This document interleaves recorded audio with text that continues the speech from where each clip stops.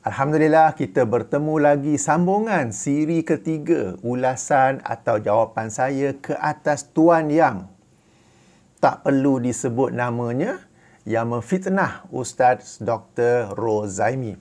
Tuan-tuan dan puan-puan, Assalamualaikum warahmatullahi wabarakatuh. Bagi sesiapa yang tertinggal siri pertama dan kedua, sebab video ini siri ketiga, saya ada bagi link di bahagian description.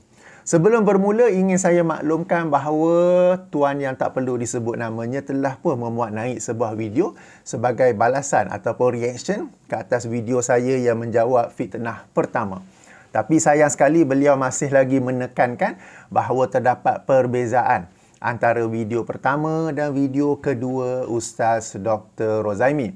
Beliau tidak menerima konsep perbuatan dan pembuat. Perbezaan antara perbuatan dan pembuat, bahkan menabur-nabur benih keraguan ke atasnya bahawa kononnya saya tak faham hukum. Dia ingat saya buat-buat sendiri ikut konsep ataupun prinsip itu. Padahal ia adalah sesuatu yang baku, sesuatu yang sedia maklum dalam prinsip ahli sunnah wal jamaah. Ia bukan baru dibuat 3-4 hari lepas, tetapi sudah ada sejak zaman salafus soleh ketika mereka berhadapan dengan aliran khawarij. Khawarij ni bila dia nampak orang buat salah, terus dia hukum sebagai kafir ke, sebagai masuk neraka ke, sebagainya. Lalu ahli sunnah wal jamaah counter balik bahawa ya, dari sudut dalil memang begitu. Tetapi pembuatnya tak semestinya akan automatik masuk neraka kerana ada beberapa faktor yang dipertimbangkan terlebih dahulu. Bahkan bagi setiap faktor tu, tak tahu, tersilap, terpaksa, darurat dan sebagainya, setiap itu ada dalilnya juga. Kemudian, kita tak boleh juga berkata seseorang itu terus masuk neraka sebab syurga atau neraka adalah hak Allah. Allah saja yang boleh menentukannya. Jadi, dibezakan antara perbuatan dan pembuat. Bukanlah sesuatu yang baru saya buat sendiri, tetapi sesuatu yang maklum, sesuatu yang baku di sisi ahli sunnah wal jamaah sejak zaman salafus soleh. Agaknya inilah yang dikatakan oleh kata pepatah, kejahilan itu menjadi musuh bagi seseorang. Sebab seseorang itu tak tahu, bila datang sesuatu yang baru, dia akan terus menolaknya. Kan kadang-kadang we don't know something, when it suddenly comes, we becomes an enemy. Tak boleh jadi. Okay? Padahal ia adalah sesuatu yang baku sejak sekian lama. Kemudiannya beliau beralih kepada cara berhujah apa?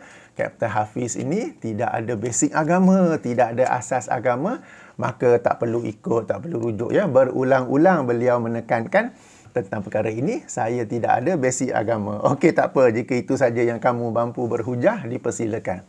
Tapi poin menarik ialah dia cuba membela dirinya tentang cara dia yang letak video secara keratan-keratan pendek tu.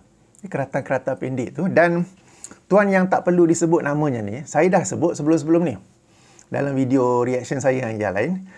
Beliau ni bila dia cuba membela dirinya atas kerosakan yang telah dia buat dalam satu video sebelum tu, dia sebenarnya merosakkan lagi dirinya.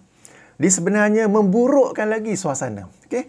When he try to do damage control, he actually worsens the situation. And this is a very good example.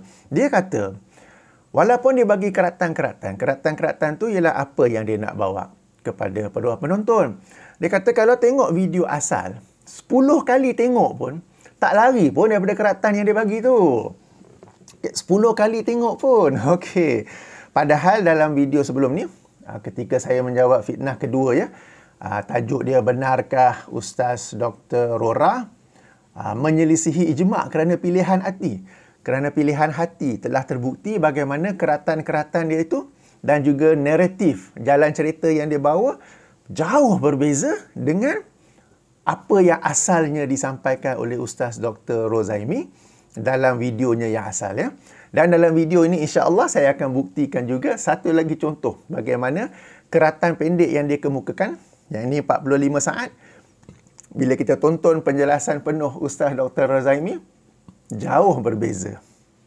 Cumanya saya terfikir, dia katakan, tengok 10 kali pun video asal, tak lari pun daripada keratan-keratan yang dia bagi tu.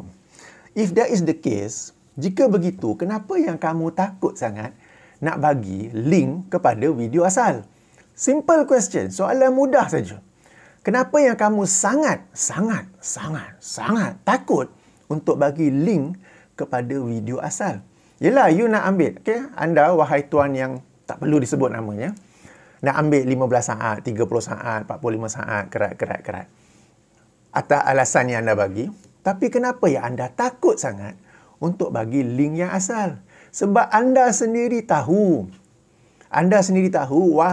Apabila para penonton anda tengok anda punya komen ataupun jalan cerita, naratif yang anda bawa, manipulasi yang anda buat, bila dia orang banding dengan video asal tu, dia orang sendiri akan komen kat ruangan komen box anda tu. Bro, Dr. Rozami cakap lain, kau cakap lain. Dia orang sendiri akan komen. Anda begitu takut, sebab tu anda tak nak letak link kepada video asal. It is proof. Walaupun anda kata tengok 10 kali pun tak ada beza, tapi anda takut. Okey, orang-orang yang anda kata apa? Tak ada basic agama macam saya ke orang lain ke. Semua akan tahu bahawa Dr. Rozami cakap lain, kau cakap lain. Ini adalah fitnah. Tapi anda takut. Sebab tu anda tak nak bagi link. Okey, baik. Kita masuk ke video hari ini pula ya. Tadi tu mukadimah. Baik, sebelum bermula, seperti biasa, beberapa perkara yang saya nak tekankan. Pertama, video ini adalah atas kapasiti peribadi saya. Saya bukanlah wakil ataupun jurucakap bagi pihak Ustaz Dr. Rozami. Maka, jika ada apa-apa kesalahan, betulkan saya. Jika ada apa-apa kritikan, kritiklah saya. Jika ada apa-apa bantahan, bantahlah saya. Bukan kepada Ustaz Dr. Rozami. Yang ketiga, kenapa pula saya sibuk-sibuk nak buat? Biarlah Dr. Rora yang buat. Okay. Sebagai seorang Muslim, kita membela sesama Muslim yang difitnah. Sekadar mana yang kita mampu. Melainkan fitnah, memandangkan fitnah ke atas Dr. Rozami dibuat dalam bentuk video. Maka saya pun, Alhamdulillah, ada sedikit kemampuan buat video. Maka saya pun membuat video bagi menjawab fitnah tersebut ya. Jadi perkara ini ada saya tekankan dalam video menjawab fitnah yang pertama. Lalu ada seseorang yang memberi feedback yang bagus. Tuan, nama dia pakai Taslat Network Official. Okey, jadi saya bacakan.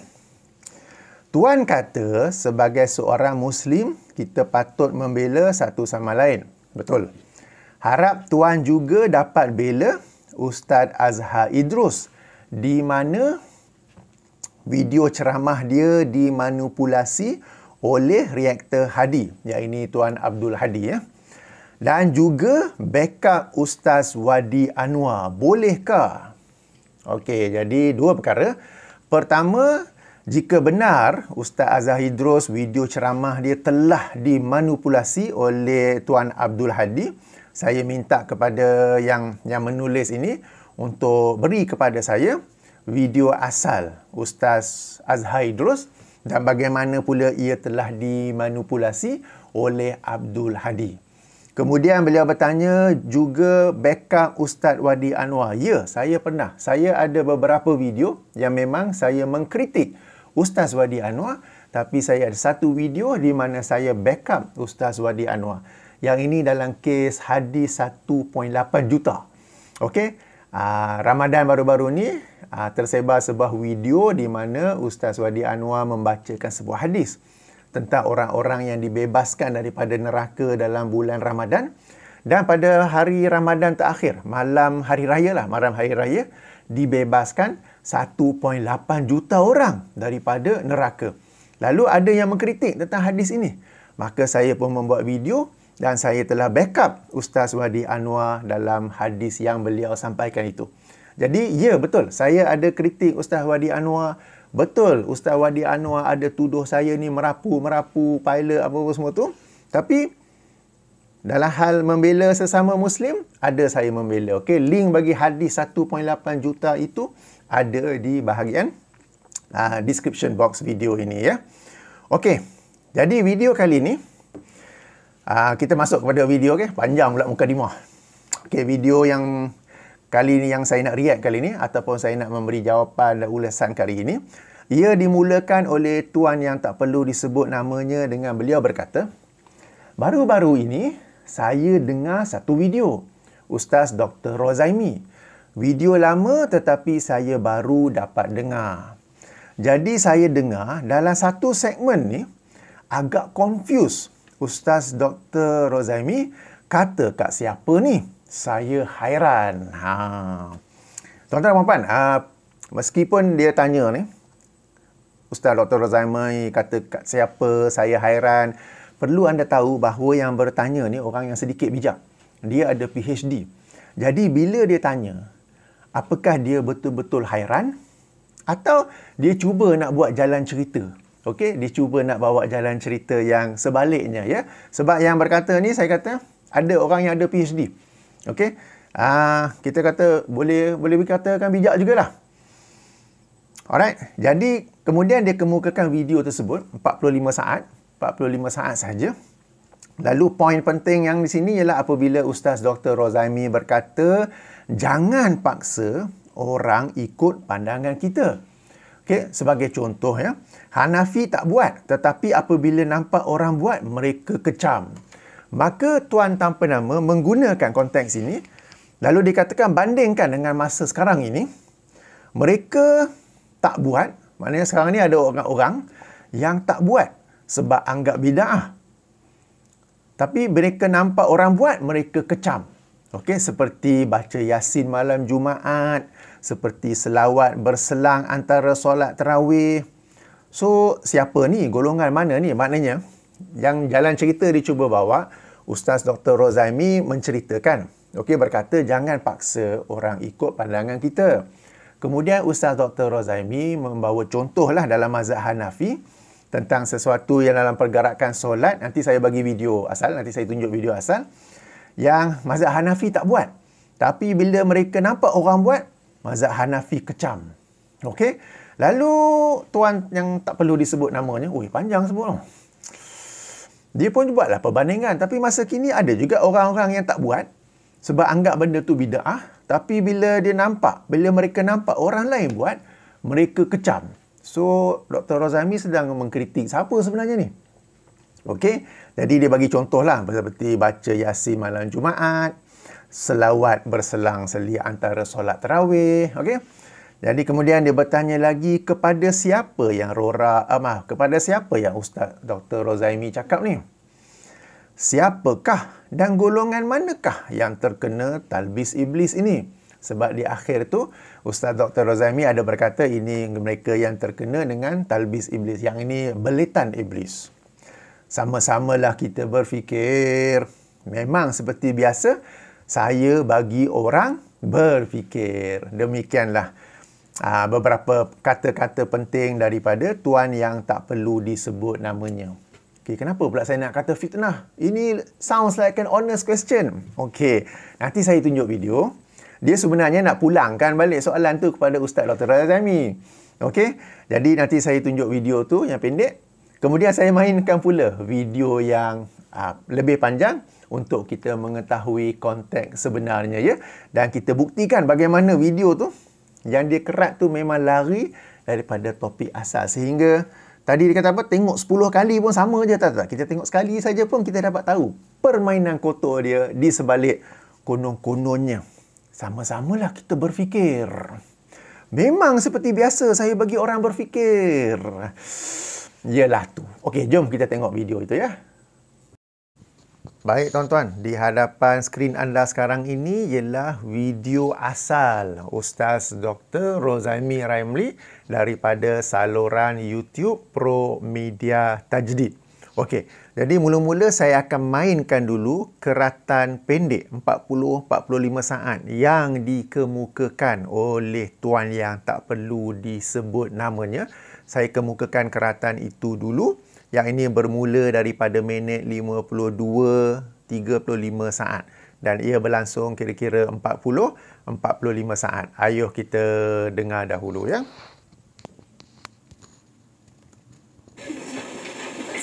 Ini masalah kita.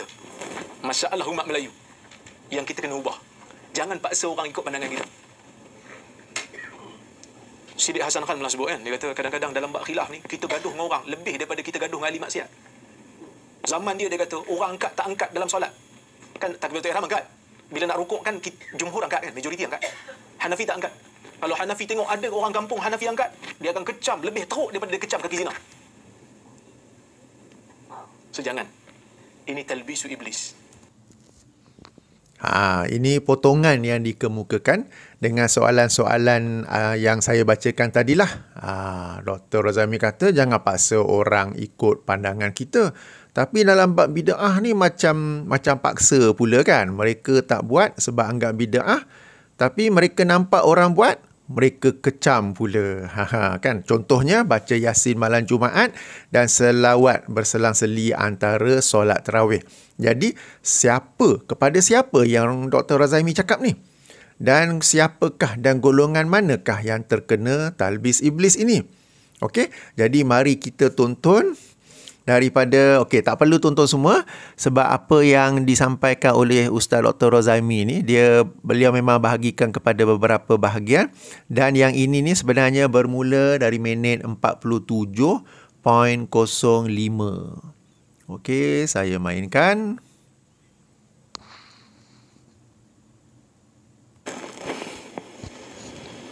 Bid'ah dalam perkara khilafiyah ni satu benda. Boleh tak bid'ah dalam masalah khilafiyah? Boleh tak membid'ahkan orang dalam masalah khilafiyah? Ada yang kata tak boleh membid'ahkan orang. Yang tu yang ramai yang tak dapat tauliah tu. Sebab membid'ahkan masalah khilafiyah. Kalau tanya saya kata kita tak boleh nak buat satu kaedah umum. Tak boleh bid'ah dalam masalah khilafiyah. Tak boleh. Kita tak boleh buat kaedah macam tu. Kita kena tengok case by case. Ada benda bid'ah khilafiyah yang memang tidak boleh dibid'ahkan. Ya betul. Tapi ada benda yang ulama' khilaf. Ulama' ni kata bid'ah, ulama' ni kata tak bid'ah. So, dalam bab membid'ahkan amalan pun ada khilaf. Nanti kita tengok. Saya tunjuk. Dalam bab khilafiyah, yang mana dalilnya tidak begitu jelas, dalil zanni dari sudut dalalah, ya, kita tidak boleh membid'ahkan. Contoh, baca, imam makmum baca Fatihah di belakang imam. Nak baca ke tak nak baca? Ada mazhab kata baca, ada mazhab kata tak baca.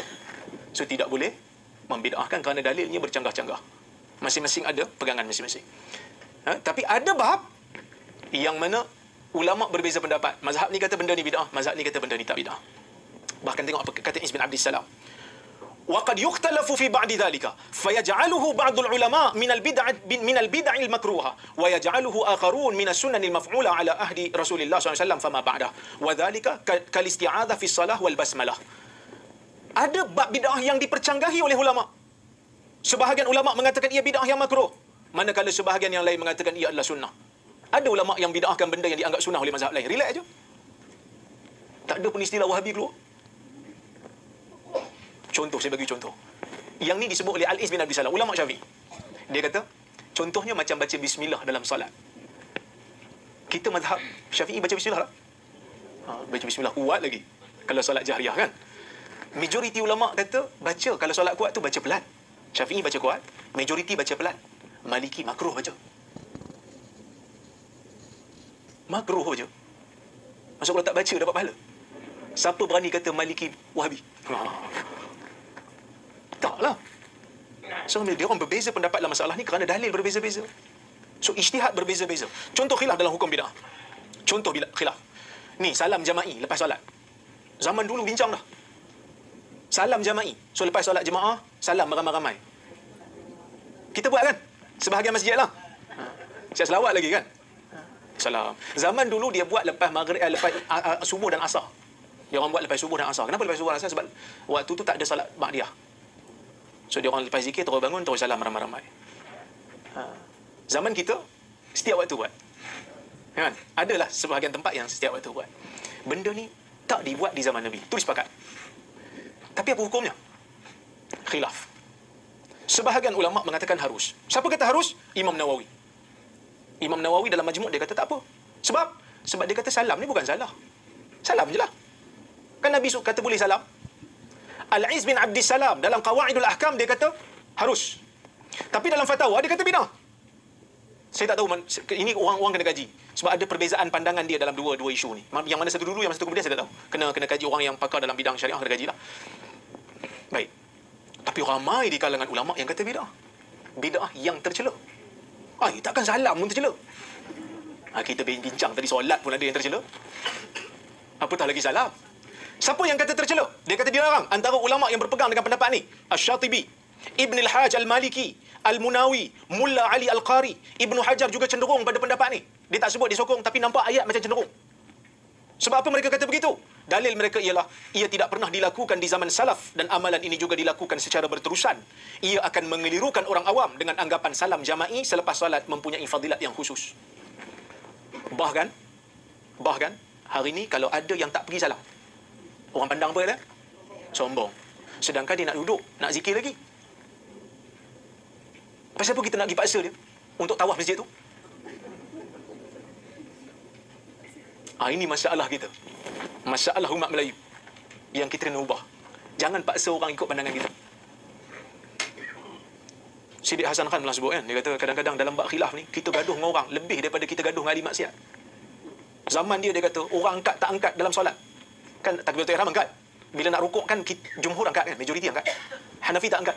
Kalau Hanafi tengok ada orang kampung Hanafi angkat, dia akan kecam lebih teruk daripada dia kecam kaki zina. So jangan. Ini talbisu iblis. Siapa nak kata bid'ah? Bid'ah lah. Baik tuan-tuan dan puan-puan, ada beza tak 45 saat yang dikemukakan oleh tuan yang tak perlu disebut namanya? Sehingga dengan 45 saat itu beliau sendiri bertanya, agak confused, okey. Jadi saya dengar dalam satu segmen ni agak confused. Ustaz Dr. Rozaimi kata kat siapa ni? Saya hairan, okey. Bandingkan 45 saat tu bila kita dengar dalam segmen yang lebih panjang, okey. Video itu asalnya berbicara tentang bid'ah dan Ustaz Dr. Rozaimi telah bahagikan kepada bab-babnya, okey, chapter-chapternya, meskipun tak ada timestamp di situ. Bila kita dengar keseluruhan video kita akan tahu. Dan yang menjadi fokus di sini yang telah dipotong 45 saat itu sebenarnya Ustaz Dr. Rozaimi sedang berbicara tentang bid'ah dalam perkara khilafiah. Dalam perkara khilafiah ni boleh tak kita membid'ahkan sesuatu isu itu, okey? Dan dalam video itu beliau telah menekankan satu kaedah yang penting, yang ini dalam bab khilafiah yang mana dalilnya tidak begitu jelas, dalil zonni dari sudut dalalah, ya, kita tidak boleh membida'ahkannya. Tuan-tuan dan puan-puan, dalil ini terbahagi kepada dua. Ada yang qat'i, ada yang zonni, dari aspek bagaimana kita nak mengambil hukum daripadanya, ya, dari sudut dalalahnya. Qat'i ini jelas padu dan hanya menghasilkan satu kefahaman daripadanya. Dalil zonni ini pula, ia bersifat yang boleh menimbulkan 2-3 kefahaman daripadanya sehingga berlaku khilaf. Okey, terhadap dalil yang zonni seperti ini, kita tak boleh kata bid'ah. Kita boleh kata bagi saya yang rajih ini. Okey, bagi anda pula yang rajih itu. Kita boleh bincang mana yang rajih, mana yang marjuh. Okey, bila nak sebut tentang bid'ah, perkara khilafiah, ialah perkara khilafiah yang perkara tu memang tak ada dalil. Okey. Jadi, saya bagi contoh supaya kita lebih faham, ya. Contoh yang dikemukakan sendiri oleh tuan yang tidak disebut namanya. Sebagai contoh pertama, baca Yasin malam Jumaat. Okey, membaca Yasin termasuk dalam membaca Al-Quran. Ada dalil yang menganjurkannya. Mengkhususkan surah Yasin ada beberapa hadis, tetapi darjatnya dhaif. Sebahagian orang mahu mengamalkannya atas dasar fadail amal, maka dipersilakan. Tapi bila mengkhususkan membaca Yasin pada malam Jumaat, yang itu yang tak ada dalil. Jadi yang itu yang bida'ahkan. Yang dibida'ahkan tu bukan membaca Yasin, tetapi mengkhususkan malam Jumaat untuk membaca surah Yasin. Okey. Contoh kedua yang beliau sendiri kemukakan, selawat antara solat tarawih. Solat tarawih ada dalil. Selawat ada dalil. Tetapi melaksanakan solat tarawih dengan package macam mana yang ada di Malaysia, itu tak ada dalil. Jadi itu yang dibida'ahkan. Bida'ah tu bukan solat tarawih, bida'ah tu bukan berselawat, tetapi package solat tarawih yang dibuat di Malaysia, itu yang dibida'ahkan. Jadi tuan-tuan dan puan, kena dibezakan antara perkara ini, ya. Mana yang ada dalil, mana yang tak ada dalil. Ada dalil, apakah ia qat'i ad-dalalah atau zanni ad-dalalah. Baik, ada pun ungkapan jangan paksa orang ikut pandangan kita, ia merujuk kepada akidah dan ibadah yang tiada dalil. Itu yang maksudkannya. Okey, jadi bila kita kesonton keseluruhan video ataupun dari minit yang 47 tu, kita akan faham.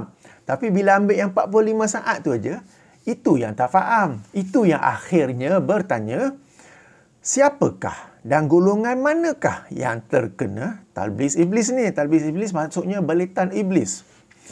Saya rasa soalan akhir ni tuan-tuan dan puan-puan sendiri boleh jawab ya. Jadi tuan-tuan dan puan-puan, itulah sedikit ulasan ataupun jawapan saya ke atas fitnah yang cuba dilontarkan oleh tuan yang tak payah disebut namanya ke atas Ustaz Dr. Rozami. Di mana fitnahnya? Yang ni pada potongan 45 saat tu, beliau cuba nak kembalikan apa yang Ustaz Dr. Rozami kata tu kepada Ustaz Dr. Rozami. Walaupun dia cuba-cuba buat baik, cuba-cuba buat neutral.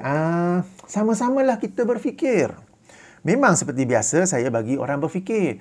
Ya, bila orang tu nak fikir, especially dengan jalan cerita yang dia bawa, dengan potongan 45 saat tu saja, orang akan kata, Dr. Rozami ni dia mengata diri sendiri ke?